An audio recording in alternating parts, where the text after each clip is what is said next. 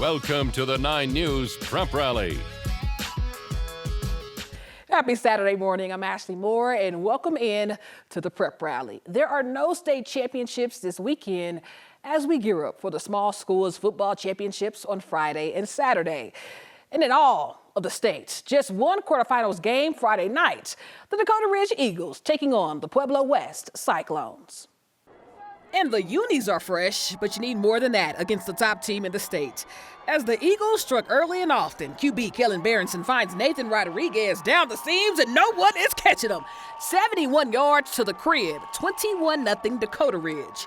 Cyclones, though, looking to get on the board. Sophomore QB Chase Harrison rolling to his left and unloads this deep ball to Jaden Gilling down to the 25-yard line.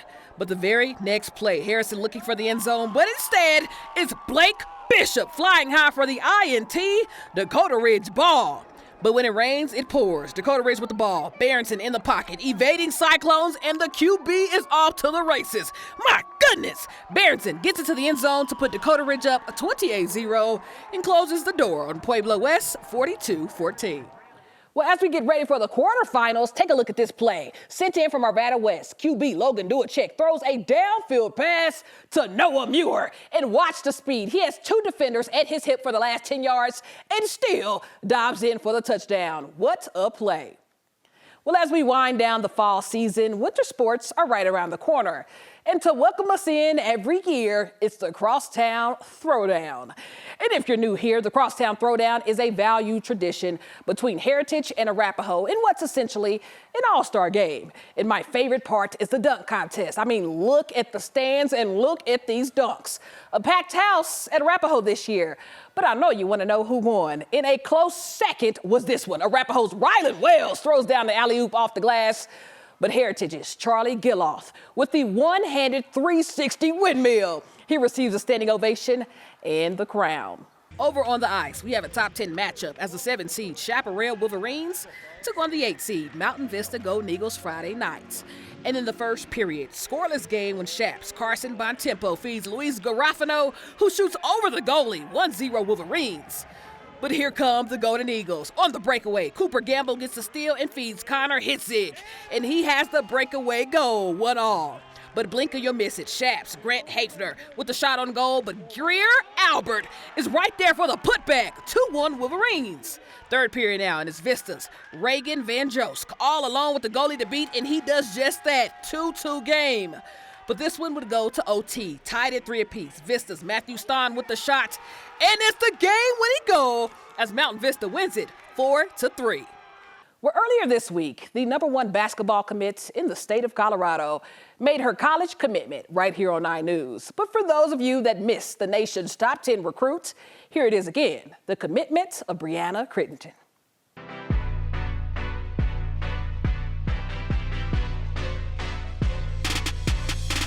Yeah, we're here at Riverdale Ridge High School. You can't tell behind us, but there's a whole crowd of people. Y'all make some noise. You hear the roar because this is an important decision today. She is one of the greatest players to ever play basketball in the Colorado history, male or female, and will probably go down as the greatest to ever play. But right now we're joined by Bree. I mean, a lot has gone into your career. First person to 1,000, first person to 2,000 points, could be the only person to 3,000 points. When you think about your legacy and everything you left here, and you get to this moment, how much of that just feels surreal now? It's definitely surreal. I mean, I just want to thank my teammates, my coaches, my trainers, my parents, my friends. I mean, I really couldn't be here without them, so I think it takes a lot. It takes a village. It's more than just me. It takes everyone around me, so I just want to thank them for that. It takes a village. As y'all see, Bree's mom, her dad, her brother, her coach right here. What went into this recruitment decision? I know you went to a lot of places. What went into this decision today?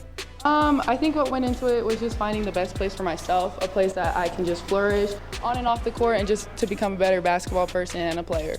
Absolutely. All right, Bree, the moment has come. I will hand you the mic. Here's her decision, folks. And with that being said, I will be committing to the University of Texas.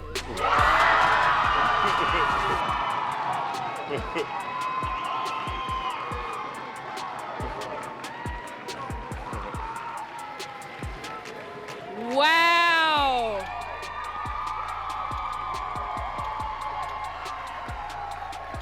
I'll let Brother Bryce, go on, put your hat on, brother.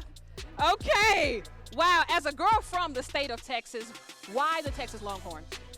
It took a lot going into it. I think the main thing was finding a community. Just based off the other players I'll be playing with, they're great players, just a great coaching staff, the culture, and then I think the last thing was just the environment that I'll be playing in. I mean, Texas they really care about women's sports, especially women's basketball, so I think that's why I made that choice. Bree's looking for a national championship, and she chose the Texas Longhorns. We're going to send it back to you, the biggest decision in the state. Well, including Bree, just this week, Texas signed 2 top 10 seniors in this year's national class, so they will be scary. Oh, and Kevin Durant shouted out Bree, so shout out to you, Bree. But because we have a packed show tomorrow morning, we're going to announce this week's honor roll winner today. You at home had to vote, and the winner of that vote goes to the University Bulldogs, as Jordan Halley gets the dig. Kinley Rudiger sets outside the sophomore Delaney Lauer, who calls game, as University wins the 4A state title in straight sets. Congrats to them. But before we go, remember the Regis Jesuit kicker that we featured earlier this year, who teamed up with Alex's Lemonade Stand to fight against childhood cancer. We first reported that you can donate with every kick Jack Manthe makes, and well, the total is officially in, and Manthe's fundraiser raised $2,838. But you can still donate with this QR code, and shout out to everyone that has made that possible. But reminder, we can't be everywhere, so if you're ever out at a game and see something you'd like featured on the Prep Rally, just send it over. That's all, folks. I'm Ashley Moore, and we'll see you next time right here on the 9 News Prep Rally.